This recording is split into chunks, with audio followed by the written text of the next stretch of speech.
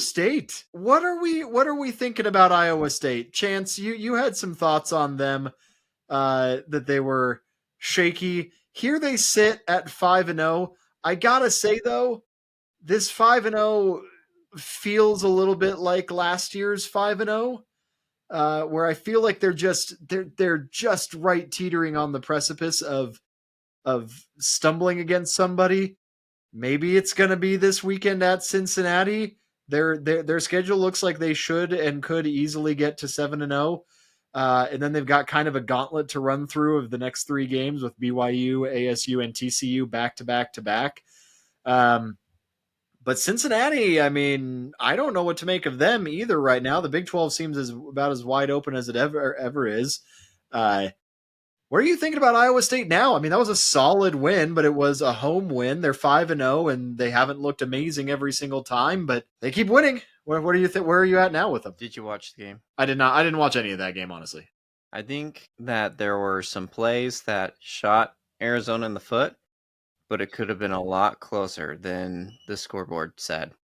And I'm still as skeptical as ever on Iowa State. And Arizona is not a good football team. You should stomp them. At home, you should stomp them.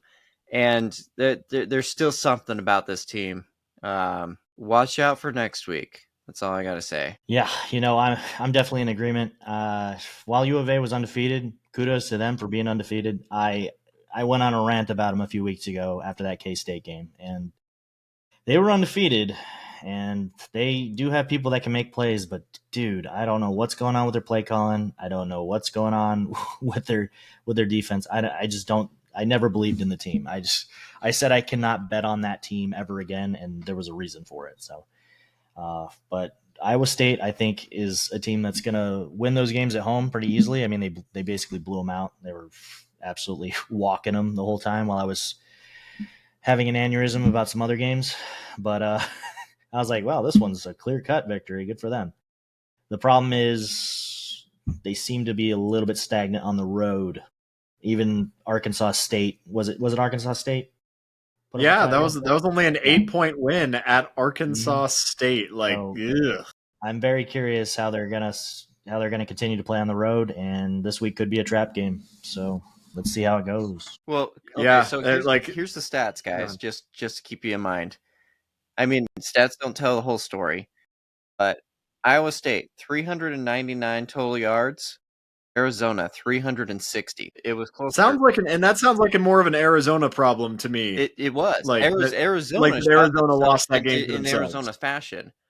And Iowa State. I mean, if you're the superior team, sometimes you just wait for the other team just to make mistakes and just roll into a win. Kind of how this one felt, but again, there's something up with this Iowa State team. If you're putting money on them, find a way to get that back because they're going to lose these games. Yeah.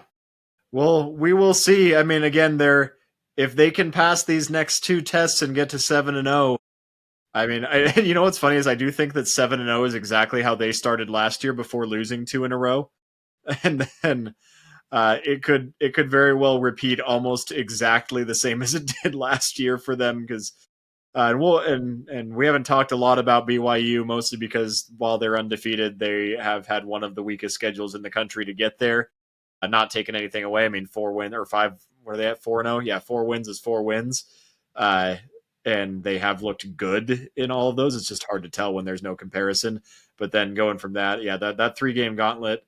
2 of them are at home, but then going down to Dallas for that TCU game. We'll see. We will know, but this is going to be a slow burn of an Iowa State team.